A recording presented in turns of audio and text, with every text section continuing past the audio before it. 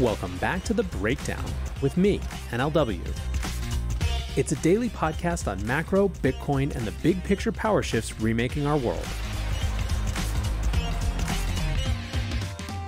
What's going on, guys? It is Wednesday, July 26th, and today is a Fed day. Before we get into that, however, if you are enjoying The Breakdown, please go subscribe to it, give it a rating, give it a review, or if you want to dive deeper into the conversation, come join us on the Breakers Discord. You can find a link in the show notes or go to bit.ly/breakdownpod. All right, friends, today is an FOMC day, and frankly, I was thinking about it. We have had so much going on in crypto with cleanup from last year and new narratives and legal decisions that we really haven't had as much time to catch up on the macro. Now, in addition to whatever's been going on in the crypto space, another part of why macro has been perhaps a little quieter is one, seasonality. Summer is historically a quieter time in markets. And second, there's been this really interesting dynamic where markets that otherwise might have looked pretty bad due to interest rates, due to geopolitics, have been held up by a particular type of enthusiasm, in this case, the excitement around AI. So, the specific context for today's show is that we've got a rate hike decision coming up this afternoon. Now, likely that has happened before you're hearing this, but it was recorded before. Now, one super quick note before we get to the meat of today's episode. You've heard it before, I'll say it again. Wolf in Wolf's Clothing, the accelerator for Bitcoin and Lightning startups, is the sponsor of today's show, and they are right now accepting applications for their third cohort. This is an incredible accelerator program with mentorship, funding, access, you name it, for companies that want to go change the world through Bitcoin and Lightning. If you want to get a sense of the type of companies that have applied, go check out my interview series on Bitcoin builders. But I can't recommend the program enough, and I'm really hoping some Breakdown listeners end up applying for this next cohort. To learn more, go to wolfnyc.com, and thanks to those guys for supporting the show. Now, by way of diving in, let's do a little bit of background context. At the previous FOMC meeting, held in June, the main takeaway was that the Fed felt the need to take a break from their relentless rate hiking cycle, but at the same time not surrender the narrative of a break. The decision was made to hold rates steady at 5.25% after 10 straight meetings delivering rate hikes, which of course added up to the fastest rate hiking cycle in living memory. Now, in the press conference around that meeting, Fed Chair Jerome Powell went to pains to avoid the narrative that the FOMC were shifting to a rate pause, or especially that the hiking cycle was over and this represented any sort of pivot.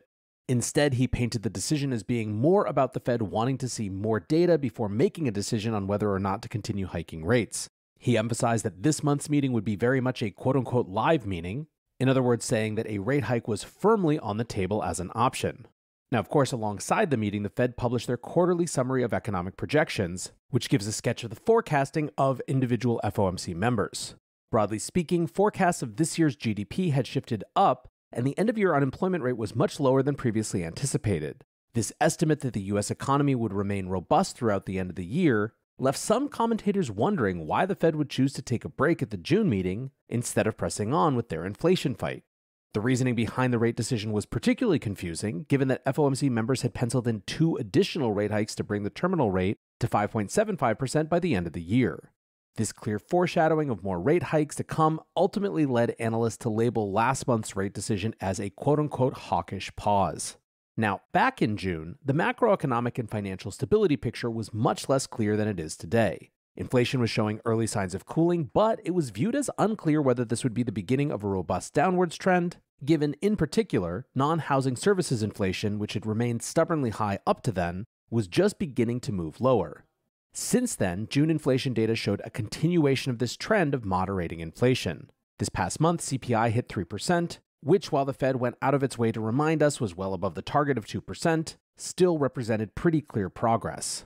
Now, when it came to the labor market, it was showing signs of loosening, but it was also beginning to become clear that inflation was moderating despite a tight labor market, rather than because of labor market slack. Since then, labor market data has shown some additional loosening. However, it didn't really present any evidence that would point to the beginning of any sort of outright collapse. Given all that, the big outstanding concern was financial stability. The sharp rate hiking cycle had been broadly viewed as a major contributing factor in the collapse of 3 bank failures over the spring, and in June there were still lingering fears that the banking sector was structurally weak. The 6 weeks in between meetings featured no additional bank failures or major symptoms of contagion. so concerns of systemic risk appear to have been overblown. Overall, the macro picture that has been confirmed by recent data is inflation is still too high, the labor market is still too tight, and the banking system is showing no signs of imminent collapse. Which of course brings us to what market participants are expecting this time around. Basically, markets and analysts have firmly written in a 25 basis point hike at this meeting. Indeed, as soon as Powell finished his June press conference, markets had already priced in a 70% chance of a single rate hike in July and became progressively more confident in that positioning as this month's meeting approached. On July 18th, Charlie Bolello wrote, "Probability of a Fed rate hike next week is approaching 100%. 25 basis point increase to 5.25% to 5.5%. Done deal." On July 21st, Daniel LaCalle, chief economist at Tressis, wrote, "Next week's FOMC meeting should have no surprises. A 25 basis point hike and no change to the guidance." Indeed, coming into this meeting, a rate hike was so thoroughly supported by economic data and market pricing that it was barely remarked upon. Instead, analyst speculation has really focused on how hawkish Powell's forward guidance would be. Assuming today's decision is a rate hike, only one additional hike has been forecast over the final 3 meetings of the year. Vincent Reinhart, chief economist at Dreyfus and Mellon and former Fed official, said, quote, "The question after the meeting is, do they go again? You listen at this meeting to see how much Powell at the press conference embraces the summary of economic projections or puts some distance in." Bloomberg chief U.S. economist Anna Wong said, "With recent economic data seemingly bolstering the chances of a soft landing, the FOMC is unlikely to rock the boat. Powell will adopt a wait-and-see approach, signaling a skip at the September meeting, a skip that we believe will turn into an extended pause." Now, of course, others note that given that Powell's worst fear throughout this hiking cycle has been making the Arthur Burns mistake of declaring victory over inflation prematurely, that he is most likely to leave himself narrative room to do whatever he wants to later on in the year. Citigroup economist Veronica Clark said, "They will be leaving all options open. They will certainly stay cautious after only a couple of months of softer inflation data, which is not enough for them to be convinced the job is done." Now, in his FOMC preview article published yesterday, Fed whisperer Nick Timiraos of the Wall Street Journal pointed out that Powell had signaled a willingness to move more slowly into the end of the year, saying that quarterly rate hikes could be appropriate if the economic data remains in line with expectations. Now, I looked around to see if anyone is really trying to propose any sort of counter-narratives or surprises that they might be anticipating, and there just really isn't any. Basically, at this point, with today's rate decision all but having been certain for several weeks now, market participants just view it very unlikely that Powell delivers any real surprises.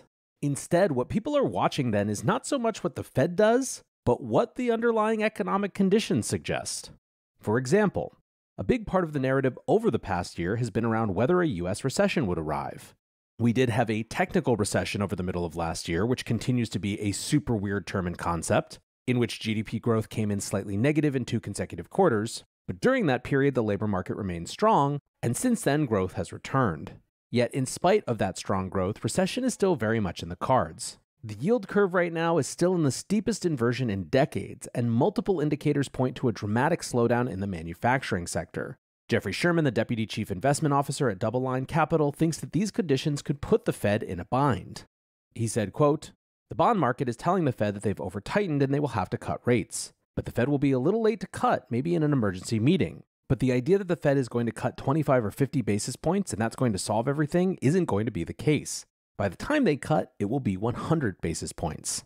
Economist Alex Kruger writes, "The Fed will hike rates again today. It may be the last hike or not. My base case scenario is one last hike coming. The Fed is almost done regardless, which makes the hike by itself actually unimportant. What truly matters now is how long the Fed holds rates up, how long before it pivots. That is data dependent, and we are unlikely to learn much new on that front today. That said, it is preposterous that the Fed is still hiking with CPI back to 3% and core CPI trending consistently lower. Real rates are now firmly positive. The Fed started hiking in March 2022, and monetary policy can lag up to 24 months. Fed officials know this, they should thus stop hiking now and observe how the economy evolves before their next move."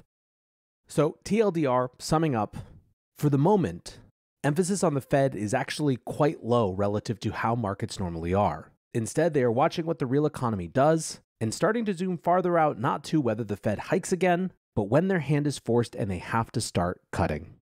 Now, one more quick thing on the macro side. Troubled, misguided regional bank PacWest has finally thrown in the towel, announcing that it will be absorbed by the smaller Bank of California on Tuesday. PacWest was among the banks earmarked as distressed during the spring bank runs and never fully truly recovered. After the merger is approved and completed, the combined bank will have $30.5 billion in deposits, a meaningful drop from the $34 billion held at just PacWest at the beginning of the year. At the end of March, Banc of California was around a quarter of the size of PacWest.